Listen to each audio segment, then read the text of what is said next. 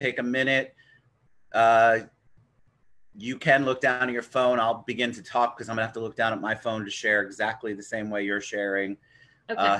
So they're kind of used to that. That's the one lag in the technology. All right, we are officially live. Good morning. It's Lori Ciaravella on the show. So close. So close. See, it's a good Italian name, right? It is. It's Ciaravella. Oh, I pronounced it wrong before then. That's terrible. You are not the only one. I promise. It's Say it out Ciaravella. loud again because it's very good. I like it. I want some wine. I'm not. I know, right? No, it's Ciaravella. Ciaravella. So the Ciar is pronounced cha. Ciaravella. I love it. All right. See, I found it. We're posting. This is the new norm for Facebook and everything. Yes. And then I will pull it up so I can look at the comments, make sure everybody's good to go. So welcome to the show. We did it. I love your background. Go Gators. Go Gators. My son's a Gator. Yay. We're a big Gator household here, even though I'm a UCF person. Well, so you're wearing orange and blue right now. I know. You know, that's okay. I mean, I think the joke is we've all finished Netflix. So what are we going to do? Watch the TED Show and all my amazing guests like Lori. So good morning. How are you doing? How are you holding up? You know, I am doing really well. Surprisingly. I mean, it's, you know, I'm here with my husband and my baby and my dog that's walking in right now. So excuse me for just a second. Let me shut the door. Oh, that's fine. Hi, pup. And, you know, I'm working 100% from home. I feel very blessed that, you know, I still have a job and amen to that, my right? company is deemed essential. It's so, like, I'm just so blessed. There's so many people I know who have been furloughed or just completely let go. I read yesterday that Logan's restaurant is closing 261 stores or something insane like that. And everybody's just shutting down, basically. All right. No negativity, though. I don't want to focus on the negative. First of all, your baby is one of the most photogenic babies I've ever seen. What a doll. Thank you. Thank you. How old is he? He just turned 9 months. Oh my God, I love that age. It's he's just got that face. I would never want to put him down. It's tough. He is. You know, you're a parent. For people who are parents, it's just the most incredible experience. It's amazing, right? All right, so I want to give them a little background on you. You weren't always in title, so tell them a little bit about you pre-title world. So how far back do you want me to go? So you go back as far as you want. This is your show. All right. So I'll give you the Cliff Notes version. Clearly, graduate of the University of Florida. Go Gators. I studied telecommunications with the goal of going into broadcasting, news reporting. I did that for a little bit down in Miami as a producer, and it was. I really enjoyed it. You were a producer on a show, yeah. Wow. So I'm glad I didn't know that before we went live. Well, we didn't go too far back, but that was like way too long ago. I don't even want to say because then I'll reveal my age. So I did that for about 6 years, and you know, really enjoyed it. Moved up to Orlando in 2006. Continued with producing. Actually worked at Fox 35 here in Orlando, and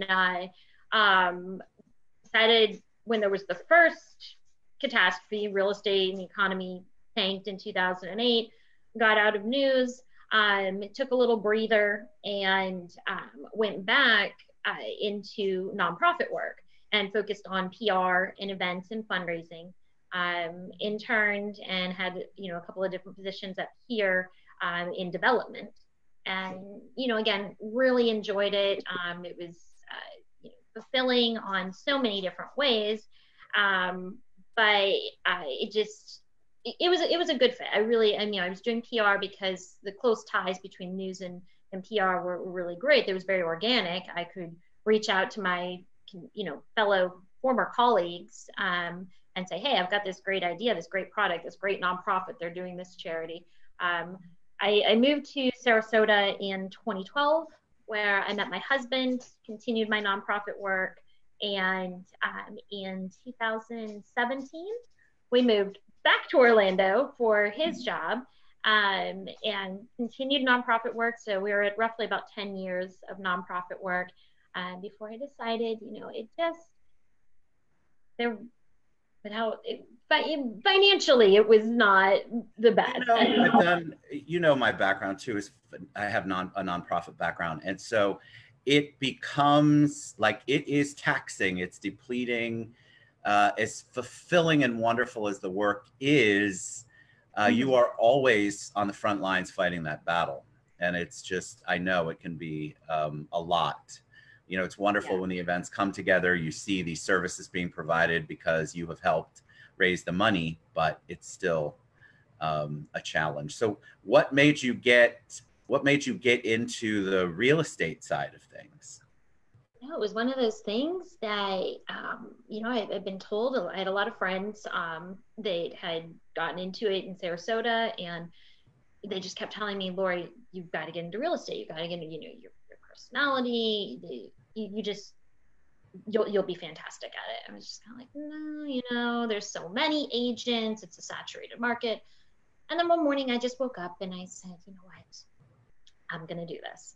So I took the course, and I was immediately offered a position with a builder. So I actually never did general real estate, and worked for a builder here in town for about a year and a half, 2 years. And it was fantastic. I loved it. It was, it was everything I could have anticipated. And then I had a baby. Well, yeah, I think what people don't understand is that when you work with a builder, that's basically like a 7-day-a-week job. Not that real estate isn't, or what we do isn't, but that's have to physically be in place kind of 7-day-a-week job. You're right. It absolutely is. And there is very little work-life balance. And that is great. If you are single, you don't have a family, you don't, I would tell everybody to go and do it, especially if you're young, because it's a fantastic job. It'll set you up very nicely. But if you have a family, it's next to impossible, because you're working 12 hours a day, 7 days a week. Yep. And, there's no dollar sign that you can put on not seeing your family ever, especially if you have a newborn. So how are they doing? I'm curious, what's your perspective on how the building community is doing during this? So I spoke with my former colleagues, because I checked in with them to see, how's everything going. And from what I've gathered, they're working by appointment only. They're practicing social distancing, no shaking hands, but it's, appointment only, staying within the correct amount of distance, taking the proper precautions and measures to keep everyone healthy and safe. And that's really all they can do. They're staying busy though. I think so. I think real estate, surprisingly right now, is doing very well. Yeah. Everyone's like, how? And all things considered, it's thriving. Yes, very much so. So anyway, so I went from new construction to title, and here I am. So that title, talk about the title world, because that is also considered an essential. That's a leap. It's a different leap though. You get to use, I would imagine you get to use all of your background because title is basically PR work. We're doing marketing and PR and relationships, and we are very similar in our roles. And so talk about how that was it like, wow, I love this and embrace it, or were there any kind of bumps along the way? I'm going to start from the very get-go. My team, my mentors that I work underneath and I answer to are amazing. Jesse Crandall and Susan West are, words can't describe how blessed I feel to be working under their leadership. So that right off the bat, I mean, the coaching, but you know, you're right in the sense that I was able to leverage a lot of the relationships that I had in new construction, and pull those over to title and say, hey, listen, guys, I'm not doing new construction anymore, but I am at this amazing title company. Here's what we have to offer. And, you know, and so it was very organic. That in combination with my news experience allowed me to market and easily go live, shoot videos, host events, really fearless, where a lot of times that's a fear for people is to go live or to do a video or anything like that. I don't really have that because of my experience in.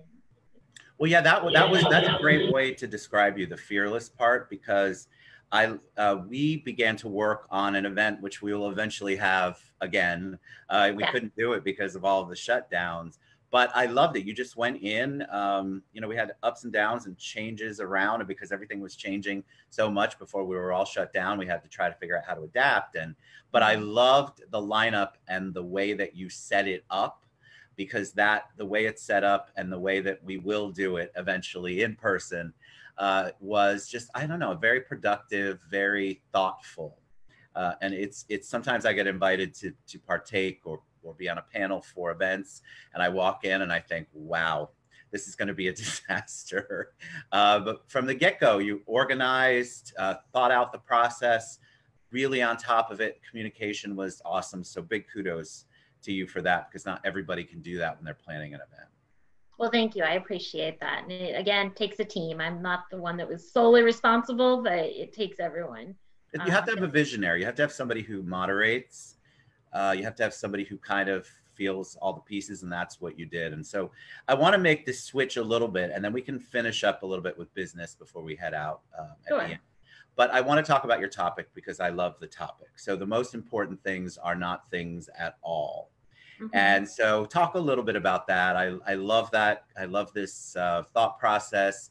I had picked a different topic based on your Facebook, but you were adamant about this, and I'm glad that you pushed through with it because I really do love it. So what does that mean to you? Talk about that whole sentence. Well, you know, it's a quote that I've always had and always really loved. And I think now more than ever, we're seeing that quote come to fruition, because right now the things that people value are not a new pair of shoes or a new car, or what we're seeing is the world and our community coming together, spending more time with value. Spending more time with family is what people value versus, you know, buying that fancy watch or whatever it is that people glorified prior to this. Now the focus is being thankful, and it does tie into what my other Facebook post said, which is thankful and blessed for what you do have, the small things. I'm so thankful, the things that don't have a price tag, the things that cost you nothing, which is, you know, the love I have for my family, for my husband, for my son, my appreciation for my job and for the team that I work under. All of those things are, you know, I think this particular, I mean, everything that we're going through right now, it's really shedding light on how people feel about those things that have no dollar sign attached to them. I agree. I think people are focusing more because we were forced to in the beginning, right? We're all forced to be quarantined, and we're forced to slow down in a way, and not necessarily in the way you think. We're both incredibly still busy, but I'm busy in an environment where my family is still within reach. I get to see them more often. I see them every single minute of the day when I go out from this room that I'm sequestered to out to the kitchen or the family room. And I think people are really enjoying that time. We just did a kids show last week, and all of the kids, every one of the kids said their favorite thing is that they get to see and be with their parents every day. And I thought that was so, that said a lot, Like they loved it, that they felt them there, because we all get busy, right? We're out at events, especially in our industry. We're at events. We're always doing something outside of the house. And so the kids absolutely loved having their moms and dads present there, even if it was in another room working. Yep, absolutely. I mean, part of I mean, a lot of why I am loving this one, I'm super productive at home, but when I need to take a breather, I'm not 30 minutes away. I get to go to my living room and pick up my son and, play with him, take him on a walk, or, go and do something fun with him where I can't do that if I'm in an office or if I'm on the road driving from client to client to client, where it's like, oh, okay, I want to take a little breather. I got to drive 30 minutes back home just to see him. So now I get to do it every day. What do you think is going to be different when we all go back to whatever the new normal is, when we're not quarantined? I'm already feeling like it would be a loss. I almost like this because my wife's a teacher and she's working at home as well. My daughter and my son are both working at home. And then when we go back to going out again and being outside the house, I feel like there's going to be a little bit of a mourning period for that particular part of that awesome experience we've had. I personally don't think we're ever going to go back to exactly how we were before all of this. I think what you're going to see is a lot more flexibility from corporations and businesses, where there's going to be much more of a work-life balance, and companies that forbid you working from home, or working remotely a couple of days a week, even though your job was remote and you could totally do it from home. I think you're going to see companies saying, you know what, that's okay. We're going to allow that as long as you don't abuse it.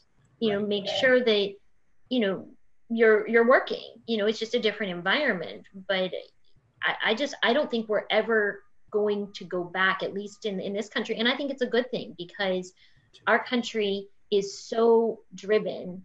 We don't have a siesta like they do in Europe where you take 2 hours for your lunch and then go back to work. And we are very driven, drive, work.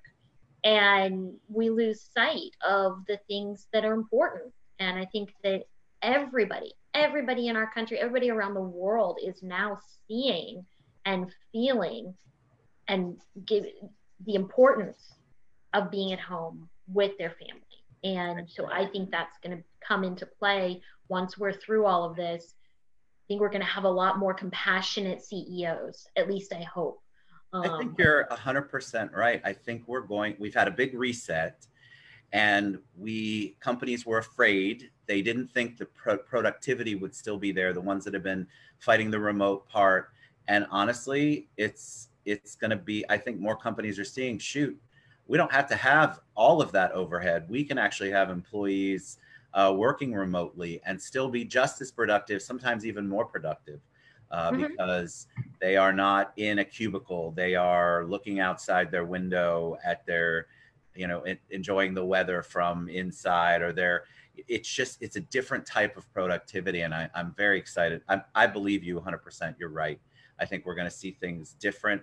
We've shifted, and I don't know how you would ever turn that boat back to prior to the quarantine and prior to all of this. Yeah, I think we're going to come out of this, and I think it's going to be truly amazing, the togetherness that we're all going to have for each other. I think that even, and I hate to bring up, a terrible time in history, but even when 9/11 happened, and you really did see the country band together, but not in the way it is right now, because every single person in the country is being impacted the same exact way.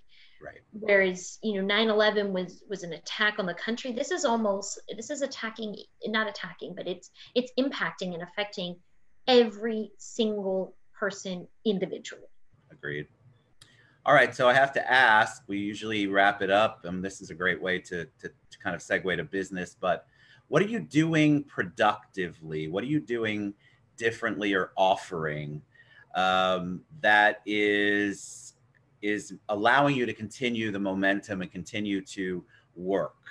Because everybody's got a different thing they're doing. It's not just the work from home. You still have to figure out how you help your clients, whatever your industry is. So talk about what you all are doing. So, I mean, Fidelity National Title is 100% open for business. We offer 4 ways that you can still close a home. One of them being the remote online notarization, which allows you to close from remotely and not ever have to go into our office. Now, if you want to, you're more than happy. We practice safety measures that need to be taken if you go into our office, making sure everything is sanitized, people are kept, the appropriate distance apart. The other way of closing is sending a mobile notary to you, in the sense that you can actually stay in your car if you'd like and do a drive-through closing. So, we're getting very creative, but these are all closing methods that we're going to continue to offer even once we're out of this thing. This is not just because, these were all advantages that our title company offered prior to this. And in addition, to keep everyone engaged, to keep our clients engaged, we're offering educational online classes, as is everybody. We're on Zoom right now, but we are making them fun. This past Sunday, I did a Sunday supper. So I missed that. Look, what a great idea. Yeah. I love that idea. So, everybody's doing the happy hours now, which is super fun. I've done a couple of those, but we're trying to keep them, educated, engaged, and entertained. Yeah. So whatever that looks like, if it's, grabbing some dinner and doing a Zoom, or grabbing a cocktail and, but not just making it about happy hour. Some of them are just like, let's not talk business. Yeah. A lot of times you don't want to talk business at happy hour. So let's just talk about how everyone's doing. Yes. What's everyone doing? How are you handling this? What are you doing to ensure that when this is all over, you're going to hit the ground running as a realtor, and you're going to take advantage of this particular situation and overcome? Are you sitting on the sidelines? Because the ones that are sitting on the sidelines and not doing anything are going to be hurt. But if you are treating this as business as usual, and it doesn't matter what business you're in, you're going to come out of this like a rock star. I agree. Rock stars are being born. So much opportunity, guys. So much opportunity. All right. You have been an absolute joy, which I knew you would be. Lori Ciaravella.